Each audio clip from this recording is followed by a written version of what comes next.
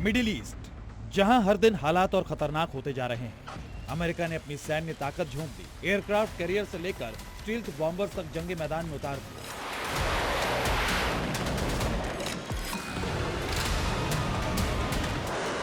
समंदर में युद्धपोत तैनात कर दिए, ईरान की घेराबंदी कर दी, आसमान से लड़ाकू विमानों से मिसाइलें और B-1 और B-2 बॉम्बर से बम बरसा दिए। लेकिन ईरान इन घातक हथियारों का करारा जवाब देता रहा।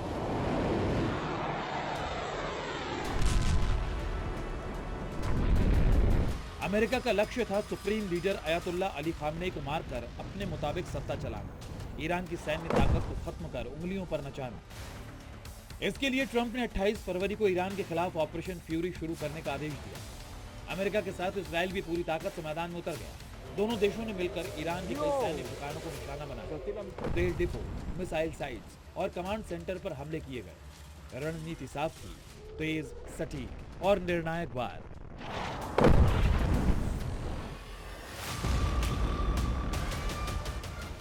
लेकिन जंग प्लान के मुताबिक नहीं चली। 18 दिन बीत चुके हैं और ईरान न सिर्फ टिका हुआ है बल्कि पलटवार भी कर रहा है। ईरान के सुप्रीम लीडर मारे गए, कई कमांडर और लीडर्स की मौत हो गई। फिर भी ईरान अपने दुश्मनों का सामना कर रहा है। अमेरिकी और इजरायली ठिकानों को भी निशाना बना रहा है। एक तरफ इजराइल और अमेरिका तो दूसरी तरफ ईरान अकेला मोर्चा ले रहा है। इस बीच ईरान के IRGC प्रवक्ता ने बड़ा बयान दिया है। कमांडर ने अमेरिका के ऑपरेशन फ्यूरी का मजाक उड़ाते हुए कहा, युद्ध का नतीजा ट्वीट से तय नहीं किया जा सकता।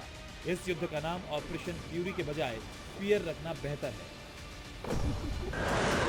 ईरान के खिलाफ अमेरिका ने कोई कसर नहीं छोड़ी। पूरी ताकत एक देश को हराने के लिए लगा दी, लेकिन उनके हाथ कुछ नहीं लगा, बल्कि भारी नुकसान उठाना पड़ा। कुछ दिन पहले दावा कर रहे थे कि ईरान को घुटनों पर ला दिया, ईरान में सब कुछ तबाह कर दिया।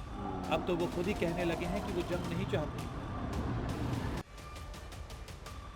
एक तरफ अमेरिका समझ गया है कि ईरान से पार पाना आसान नहीं है, वहीं दूसरी तरफ ईरान मानने को तैयार नहीं है। ईरान के विदेश मंत्री ने कहा है कि उन्हें ऐसा सबक सिखाना चाहते हैं कि दुश्मन फिर कभी ईरान पर हमला करने के बारे में सोच भी ना सके। ईरान के खिलाफ जंग के हालात को देखते हुए ट्रंप अब नाटो और यूरोपीय देशों से मदद मांग रहे हैं, क्योंकि उन्हें भी पता है कि ईरान के खिलाफ जंग अकेले नहीं जीती जा सकती। लेकिन कोई भी मदद देने को तैयार नहीं। एक तरफ दुनिया की सबसे बड़ी सैन्य ताकत, तो दूसरी तरफ वो देश जो लंबे संघर्ष के लिए जाना जाता है।